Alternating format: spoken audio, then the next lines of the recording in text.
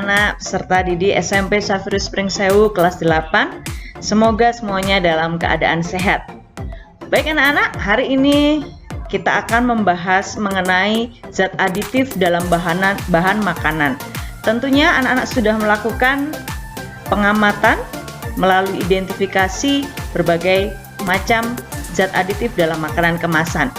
Kita akan tegaskan kembali seperti apa dan apa yang ada di dalamnya. Lalu apa yang bisa kita peroleh dari hasil identifikasi makanan kemasan melalui komposisinya. Baik anak-anak, kita lihat di sini ada gambar di atas. Itu semuanya berasal dari tumbuhan. Kita lihat di sini semuanya pasti tahu ini adalah kunyit. Kemudian ini adalah daun suji dan ini adalah daun pandan. Lalu yang bawahnya, nah ini pasti anak-anak juga tergiur ya melihatnya karena warnanya, kemudian membayangkan apalagi yang di tengah ini dicampur dengan es, itu sangat luar biasa enaknya. Baik, berikutnya. Nah anak-anak, sebenarnya makanan itu mempunyai fungsi. Ada 4 fungsi yang kita bahas pada hari ini. Yang pertama adalah untuk memperoleh energi. Jelas, makanan itu adalah sumber energi bagi sel-sel tubuh kita. Yang kedua, untuk pertumbuhan sel baru. Jelas kita makan itu untuk bertumbuh ya. Kalau kalian masih bertumbuh ke atas, kalau Bu Vita hanya cukup bertumbuh ke samping ya. Oke, berarti untuk pertumbuhan sel-sel baru. Yang ketiga, menggantikan sel-sel yang rusak. Ini penting sekali anak-anak, terutama pada saat kamu sakit. Tentunya harus banyak makan supaya sel-sel yang rusak dapat kembali lagi digantikan oleh sel-sel yang baru. Yang keempat adalah penunjang dan pengatur proses dalam tubuh. Apa yang kita makan itu juga akan mengendalikan bagaimana metabolisme dalam tubuh kita. Maka fungsi makanan, ingat baik-baik, ada 4 hal: energi, pertumbuhan, menggantikan sel yang rusak, dan menunjang dan pengaturan proses dalam tubuh. Berikutnya, nah makanan sehat. Tidak semua makanan yang kita makan itu sehat anak-anak.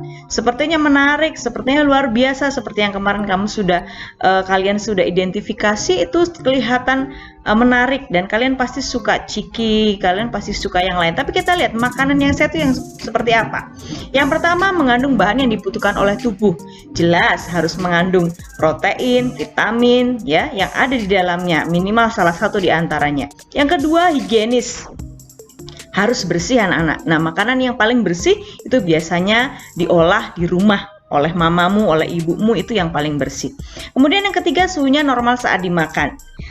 Suhu yang normal ya seperti suhu kamar 25 derajat ya. Kalau terlalu panas kita makan itu tidak sehat, atau terlalu dingin itu juga tidak baik untuk kita. Yang keempat, tidak sulit dicerna. Nah, seperti apa yang tidak sulit dicerna? Contohnya sederhana, mie instan. Kalau anak-anak bisa melihat dan mencari sumber, mie instan itu lama sekali dalam proses pencernaannya ya. Nah, ini berikutnya. Nah, seperti yang sudah kita pelajari, zat aditif adalah zat yang ditambahkan atau dicampurkan ke dalam makanan disengaja ataupun tidak sengaja. Kalian kemarin sudah mempelajari ada beberapa, kita lihat satu persatu ya. Nah, ini dimasukkan. Nah, kita lihat di sini ada ini Ajinomoto. Nah, itu yang biasa digunakan sebagai penyedap atau familiar dengan nama micin. Sugar, gula, itu juga dimasukkan. Kemudian ini apa?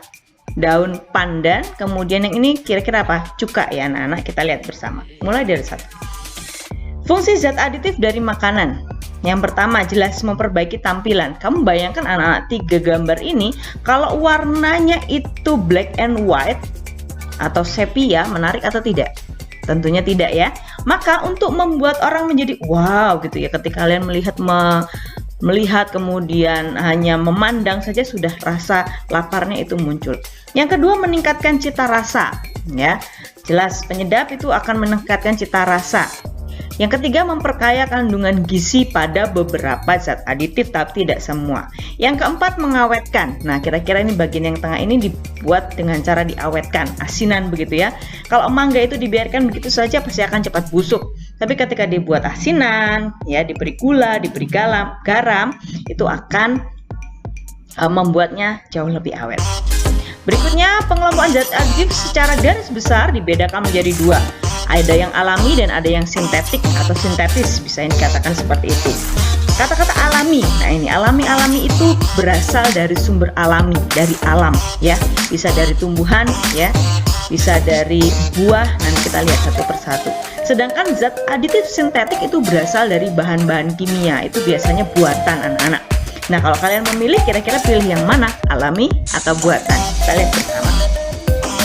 Nah ini zat aditif berdasarkan fungsinya ada 6. Pewarna, pemanis, pengawet, penyedap rasa, pengental, dan pengemulsi. Kemarin kalian tentunya sudah menemukan, terutama yang banyak dalam makanan kemasan adalah yang pasti familiar, itu adalah pemanis, pengawet, penyedap rasa, dan pewarna. Pengental ada tapi tidak pada semua makanan kemasan. Nah, yang pertama adalah zat pewarna. Tujuannya kita lihat terlihat menarik, menggugah selera makan. Nah, kamu lihat seperti ini ya. Pasti akan bergemuruh gitu ya rasanya, perutnya ingin segera menikmati, ya kan? Oke, berikutnya jenis pewarna sama, ada alami, sintetik ya. Dari gambar-gambar ini kamu bisa melihat. Ini sangat familiar nih ya, cherry di kue tart gitu ya. Warnanya menarik ya. Merahnya, hijaunya itu menarik sekali. Tapi ketika dinikmati apakah enak? Sudah merasakan? Iya, rasanya pahit.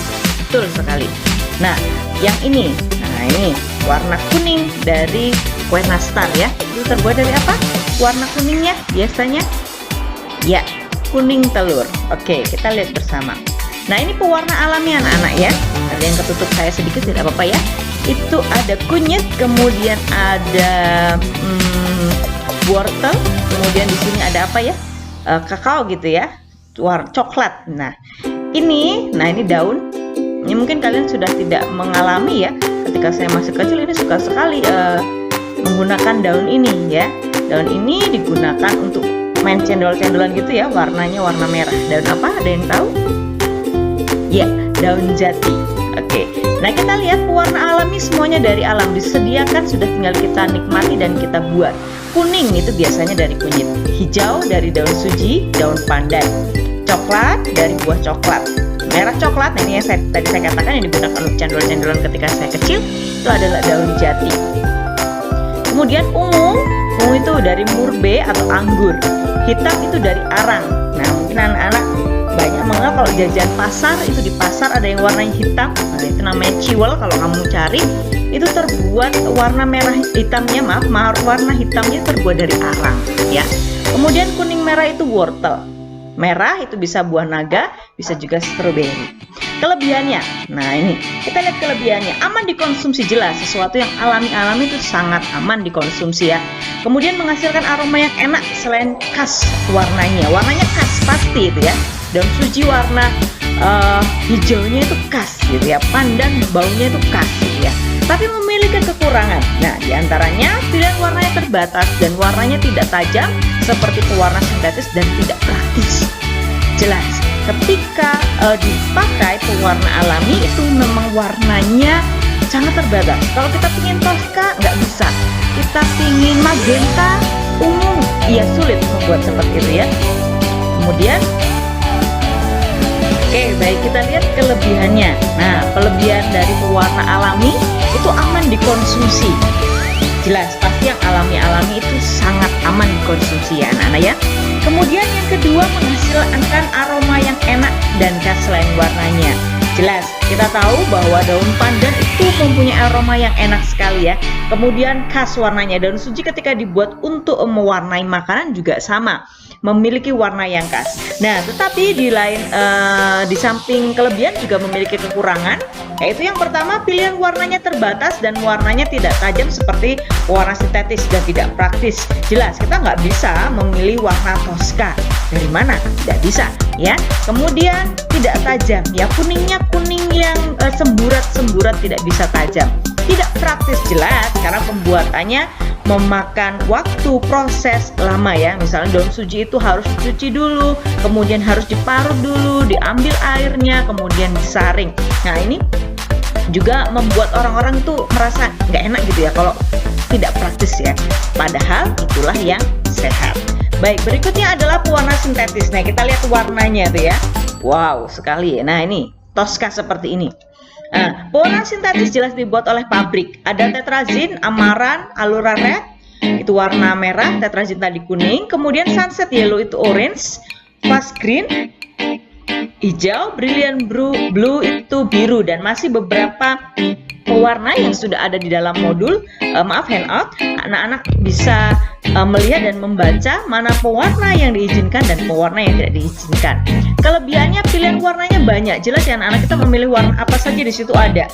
Nah, kemudian praktis, jelas praktis. Kalau tadi daun suci harus diparut dulu, diambil airnya, kemudian disaring. Kalau yang ini tidak perlu, tinggal teteskan saja, sudah berubah warnanya, ya kan? Nah, kekurangannya tidak menghasilkan aroma, biasanya tidak ada aroma. Ada pewarna yang tidak cocok untuk makanan dan berisiko menimbulkan penyakit. Nah, ini yang kita perlu garis bawahi, bahwa pewarna sintetis beberapa juga dipakai oleh pedagang-pedagang nakal untuk mewarnai supaya menarik, tapi sebenarnya berbahaya.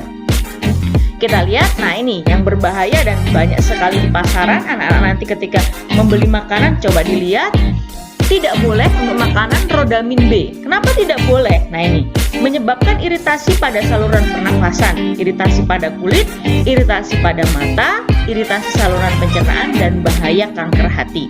Kemudian yang kedua adalah metanyl yellow. Metanyl yellow juga tidak boleh. Mengapa? Kenapa metanyl yellow tidak boleh? Menyebabkan iritasi pada saluran pernafasan, iritasi pada kulit, iritasi pada mata, bahaya kanker pada kandung dan saluran kemih. Anak-anak bisa juga pelajari lagi di dalam handout, itu sudah dijelaskan ya. Berikutnya, zat pemanis. Nah, tadi yang pertama adalah zat pewarna, yang kedua adalah zat pemanis. Fungsinya jelas, menambah rasa manis pada makanan dan minuman. Jenisnya sama, ada dua, pemanis alami dan pemanis buatan. Pemanis alami berasal dari tumbuh-tumbuhan, ya, dari buah dan madu. Nah, ketika pemanis ini berlebihan bisa menimbulkan kegemukan, dan ini berbahaya bagi penderita diabetes, ya. Nah, karena apa? Di dalamnya mengandung unsur glukosa, ya. Ketika glukosa tidak bisa dicerna oleh tubuh, ya ini berbahaya, terutama oleh hormon insulin. Orang diabetes pasti tidak bisa ya mengolah gula di dalam tubuhnya. Nah, ini contohnya gula merah. Ini jelas, gula merah bisa berasal dari kelapa, ya, bisa berasal dari aren, ya. Kemudian tebu. Nah, ini gula tebu, gula putih itu berasal dari tebu. Berikutnya pemanis buatan. Pemanis buatan tidak dapat dicerna dan bukan sumber energi. Bukan sumber energi, hanya enak di mulut tetapi tidak ada fungsinya dalam tubuh kita, ya. Pilihan untuk penderita diabetes. Nah, ini orang diabetes berarti boleh dong Bu makan ini, nanti kita lihat ya.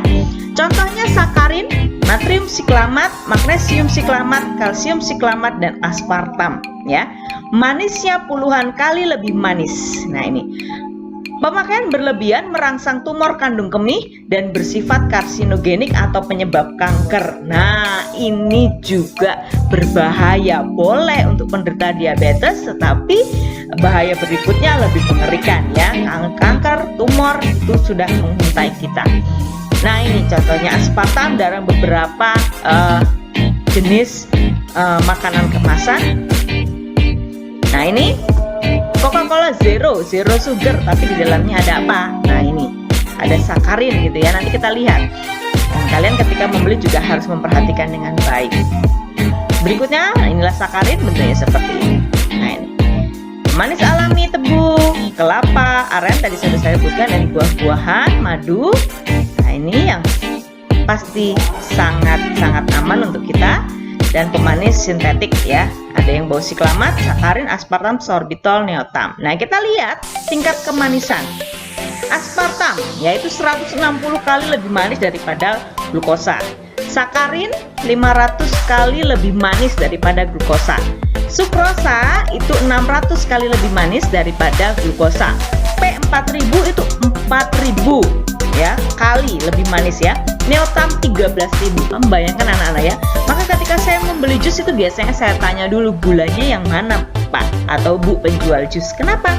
Karena bisa jadi dalam satu wadah, ya, kalau ini pedagang yang nakal, diteteskan saja neotam 1-2 tetes itu sudah seperti apa rasanya? Ya, pasti sangat manis. Maka ketika saya membeli jus, saya pasti bertanya, Anak Bu, ini gulanya saya mau melihat gulanya yang masih belum dicairkan. Karena ketika sudah dicairkan kita tidak tahu sudah dicampur atau belum dengan pemanis sintetik. Nah ini. Oke, berikutnya adalah zat aditif berikutnya yaitu pengawet. Kita tahu fungsinya ya untuk mengawetkan. Nah, bagaimana proses kerjanya? Yaitu untuk menghalangi pembiakan mikroorganisme supaya makanan tahan lebih lama tanpa rusak. Nah, pengawet ini ada yang bersifat sintetis juga dan ada bersifat alami. Nah, ini kita bahas dulu yang bersifat sintetis. Contohnya natrium nitrit dan natrium benzoat. Kalian temukan kemarin dalam identifikasi komposisi makanan? Ya. Daging beku, daging burger, dan sosis diawet menggunakan natrium nitrit supaya kelihatan segar dan tahan lama. Nah, kenapa dia tidak busuk? Karena perkembangan mikroorganismenya dihambat, dihalangi, ya. Oke. Nah, ada dua jenis pengawet, pengawet alami dan pengawet buatan. Pengawet alami pun dibagi lagi menjadi secara proses ya. Proses biologi maupun proses fisika. Kalau pengawet buatan jelas secara kimiawi. Kita lihat contoh cara pengawetan alami itu pengasapan ikan, manisan buah, penggaraman ikan, pendinginan buah di lemari es. Itu semuanya dilakukan secara alami. Kita tahu ikan asin ya kan bertahan sangat lama. Kenapa? Karena diasinkan. Yang berikutnya adalah pengawet buatan.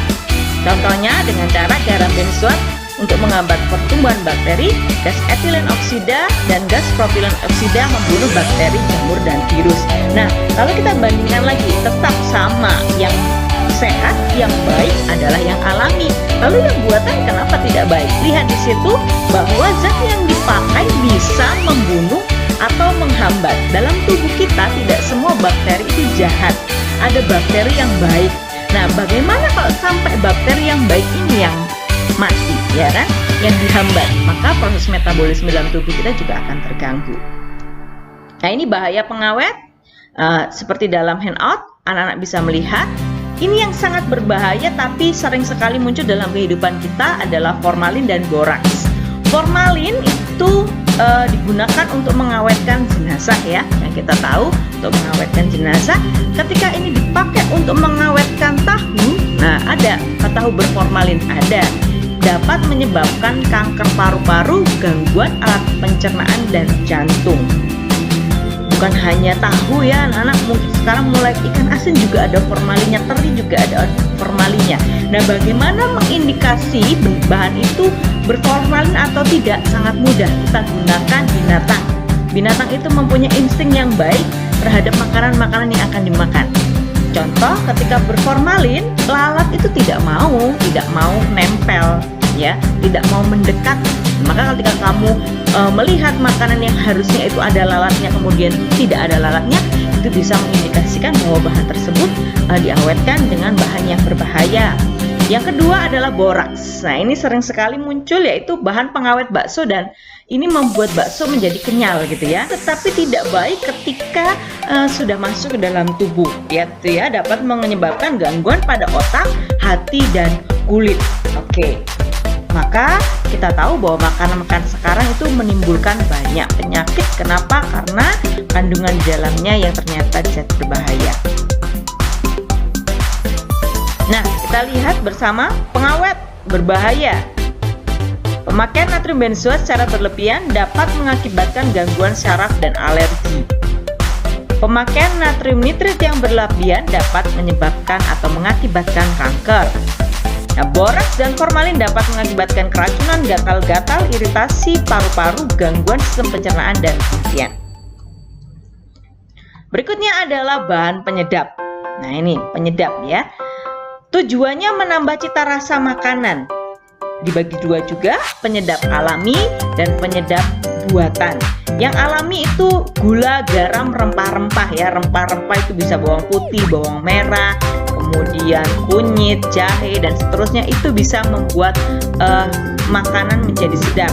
Kemudian penyedap rasa buatan itu monosodium glutamat atau MSG atau vetsin, isoamil asetat etil butirat. Nah, kita lihat pada gambar ini, kita lihat di sini 99%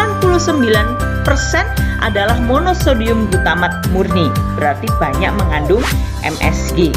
Nah, kelebihan MSG dapat mengakibatkan Chinese Restaurant Syndrome atau sindrom restoran Cina. Ya, ini hanya jenis penyakit mana ya? Sindrom restoran Cina memang nama penyakit dan tidak usah membuat yang merasa sukunya Cina merasa terdiskredit ya. Oke. Penyebabnya atau tanda-tandanya adalah sesak nafas, sakit dada, pusing, dan mudah letih. Nah, kita lihat anak-anak di sini pada Ajinomoto, lihat MSG-nya berapa? 99% ya. Itu adalah MSG, berarti totalnya memang penyedap buatan. Yang berikutnya adalah pemberi aroma. Tujuannya memberikan aroma tertentu pada makanan dan minuman. Ya. Yang alami itu adalah ekstrak buah segar atau ekstrak bahan alami, misalnya nanas, anggur, minyak atsiri, dan vanili. Ya. Kemudian pemberi aroma sintetis disebut sebagai essence. Itu amil kaproat itu aroma apel, amil asetat aroma pisang ambon, etil butirat aroma nanas, vanilin aroma vanili, dan metil antranilat aroma buah anggur. Nah, ini anak-anak juga sering sekali digunakan dalam kehidupan sehari-hari. Contoh pada penjual-penjual durian. Nah, sepertinya kalau harum durian itu sudah masak kemudian enak. Tapi ternyata ketika dibeli dan dibuka itu rasanya tidak sama dengan aromanya. Kenapa? Pedang-pedang nakal biasanya menambahkan essence di dalam durian. Tidak terlihat, tapi bisa kita ketahui. Kemudian yang berikutnya adalah pengemulsi. Tujuannya adalah mempertahankan penyebaran atau dispersi lemak dalam air. Nah, contoh pengemulsi dalam kehidupan sehari-hari itu sabun. Kalau itu tidak dicampurkan dalam makanan ya. Sehingga sabun itu mampu mengangkat lemak. Karena lemak dan air itu kan tidak bisa bersatu ya anak-anak ya. Maka ketika hanya dicuci menggunakan air tidak akan bersih. Tapi ketika dicuci menggunakan sabun sebagai pengemulsi, dia akan membuat lemaknya juga terdispersi dalam air sehingga dapat ikut hilang. Nah, dalam makanan itu adalah pengemulsi di dalam kuning telur ya atau kedelai. Digunakan untuk pembuatan mayones dan mentega. Nah, berikutnya adalah efek samping bahan kimia makanan. Diingatkan kembali, pemanis menyebabkan rusak gigi ya, berlebihan mengakibatkan diare. Pewarna rodamin B kuning memicu timbulnya kanker. MSG menyebabkan sesak nafas, sakit dada, pusing, dan mudah letih. Nah, ini untuk efek samping dari bahan kimia makanan. Anak-anak sudah mengetahui kemarin? Ya. Berikutnya adalah bagaimana menggunakan bahan kimia pada makanan secara aman, terutama makanan kemasan. Yang pertama, memeriksa kemasan makanan untuk melihat kebocoran, karat, adanya jamur atau cacat lainnya.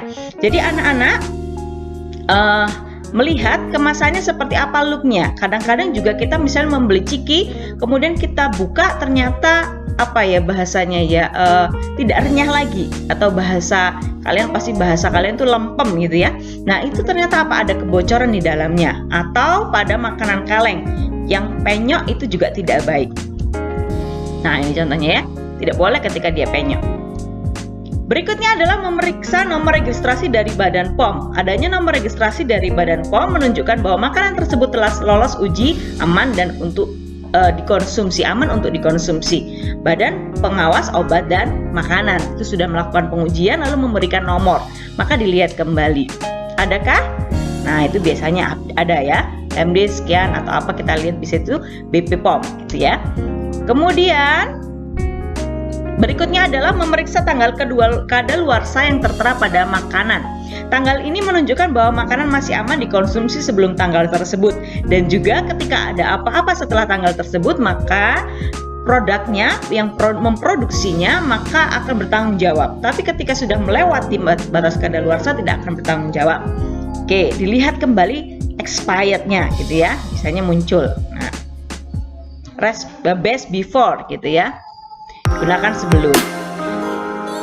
Kemudian yang berikutnya adalah memeriksa kandungan bahan kimia yang ada dalam makanan. Nah, ini yang kalian lakukan kemarin ketika melakukan identifikasi ya. Ketika kalian melakukan identifikasi, nah disitulah kalian melihat apa saja yang ada di dalamnya. Nah, ini.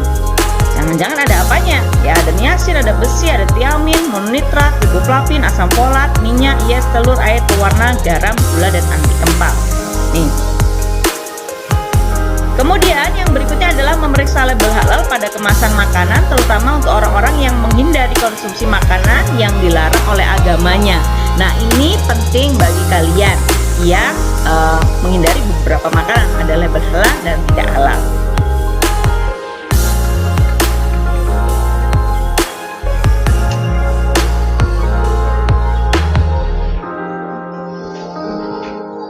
Memeriksa label halal pada kemasan makanan. Hal ini terutama untuk orang-orang yang menghindari mengkonsumsi bahan makanan yang dilarang oleh agamanya.